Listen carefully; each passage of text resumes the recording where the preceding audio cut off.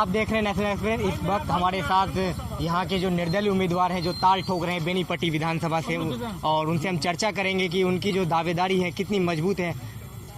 नमस्कार सर, आपको शुभ नाम। जी नमस्कार, राजेश कुमार यादव। क्या लगता है सर, बेनीपट्टी विधानसभा को देखा जाए, जिस तरह से यहाँ पर भावना झा है, विनोद नारायण झा है, नीरज झा जी है, उसमें आपने भी उम्मीदवारी पेश की है, कितना टक्कर दे पाएंगे?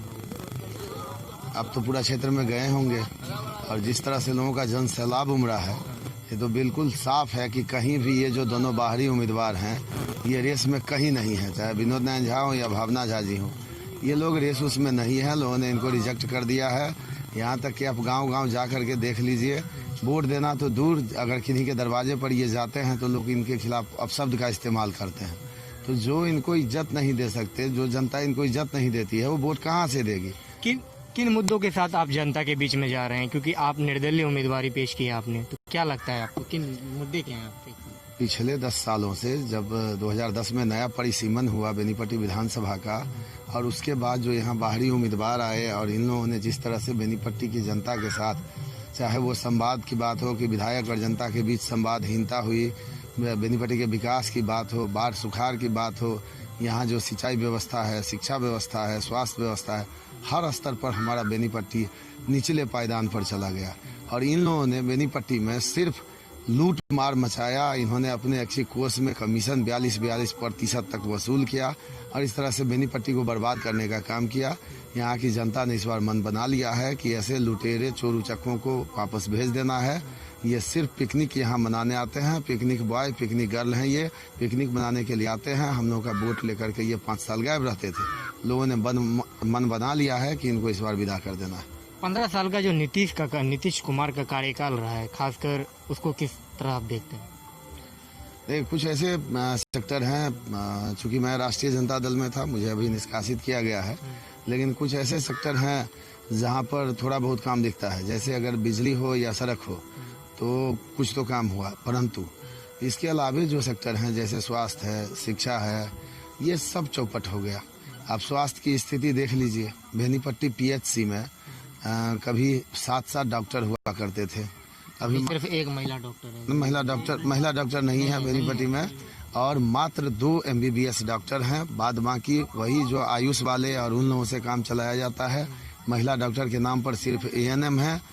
और उसी तरह से आप शिक्षा की स्थिति देख लीजिए, यहाँ क्वालिटी एजुकेशन का इतना बड़ा ह्रास हुआ कि आज से 20-30 साल पहले बेनीपट्टी हाई स्कूल हो, अरेर हाई स्कूल हो, लोहा हाई स्कूल हो या कलवाही हाई स्कूल हो, माना जाता था कि इसमें 1 से 10 नंबर तक के जो विद्यार्थी हैं वही IAS IPS और इंजीनियर डॉक्टर बनते थे।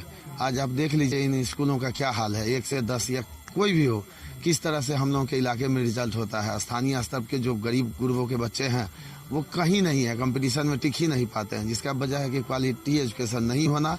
और जो बाहर के बच्चे हैं, महानगरों के बच्चे हैं, जो उस स्तर से पढ़े हुए हैं, उन लोगों के साथ इन लोगों का कंपटीशन में नहीं टिक पाना, तो इन लोगों का रिजल्ट नहीं हो पाता है। और हम लोग का जो शैक्षणिक स्तर है, शिक्षा में जो क्वालिटी होना चाहिए, वो बिल्कुल ह्रास हो गया। आप विधायक जीतते हैं खासकर निर्दलीय प्रत्याशी में, आपके तो क्या करेंगे आप खासकर बेनीपट्टी विधानसभा में? देखिए, बेनीपट्टी में सबसे बड़ी समस्या है मेरे नज़र में कि यहाँ लोगों के आजीविका का सबसे बड़ा साधन कृषि है। बेनीपट्टी की जनता 90% आबादी जो है वो कृषि और पशुपालन पर आधारित है। तो मुझे लगता है कि बेनीपट्टी में सबसे पहले काम करना चाहिए कि पश्चिम में के इलाके में जो प्रतिवर्ष बाढ़ आती है उससे पूर्णतः निजात दिलाया जाए, और पूरब में जो हमेशा 1 या 2 साल पर सुखाड़ की स्थिति रहती है, और कोसी कैनाल जो पश्चिमी कोसी कैनाल है जो अभी जीर्ण शीर्ण अवस्था में है, एक बूंद पानी नहीं है, उसमें सुधार किया जाए। और मुकम्मल ये होना चाहिए कि पश्चिम में बाढ़ को रोका जाए और पूरब में सिंचाई का इतना तगड़ा व्यवस्था हो कि जिस तरह से उपज हम लोगों का काफ़ी कम है, उसको हम पंजाब हरियाणा में जिस तरह का उपज है उस तरह का उपज लाएंगे तो 90% लोगों को लाभ होगा। तो ये बहुत बड़ी बात होगी। खासकर युवाओं की बात करें, बिहार में पलायन और बेरोजगारी बहुत बड़ी समस्या है, तो युवाओं के लिए आप क्या करेंगे खासकर यदि आप आते हैं? देखिए, अगर मैं आता हूँ तो सबसे पहले कि बेनीपट्टी में अभी तक एक भी कॉलेज नहीं है, और यहाँ हम लोग का यही होगा मांग कि यहाँ सेंट्रल स्कूल की स्थापना हो। दूसरा कि युवाओं के लिए, चूँकि ये क्षेत्र कृषि आधारित क्षेत्र है, तो कृषि आधारित जो फैक्ट्रियाँ हैं, जो कृषि आधारित व्यवसाय और फैक्ट्रियाँ हैं, उस पर जोर दिया जाए तो पलायन की समस्या से भी हम सुलझ सकते हैं और लोगों को स्थानीय स्तर पर रोजगार मिलेगा। तो हम लोगों का जो मूल रूप से होगा वो कृषि आधारित जो व्यवसाय हैं, कृषि जैसे मत्स्य पालन है, मखाना है और कृषि से संबंधित अन्य जो फैक्ट्रियां हैं उसको यहाँ लगवाया जाए और लोगों को रोजगार भी मिले। कुछ लोगों का कहना है कि सिर्फ वोट काटने के लिए आप निर्दलीय प्रत्याशी मैदान में। 10 तारीख को देख लीजिएगा कौन वोट कटवा है और कौन, अगर सिर्फ टिकट के आधार पर जिनको ये लगता हो कि हमको टिकट मिल गया तो बहुत बड़े हम तुर्रम खान हैं, तो वो अपना टिकट छोड़ दें।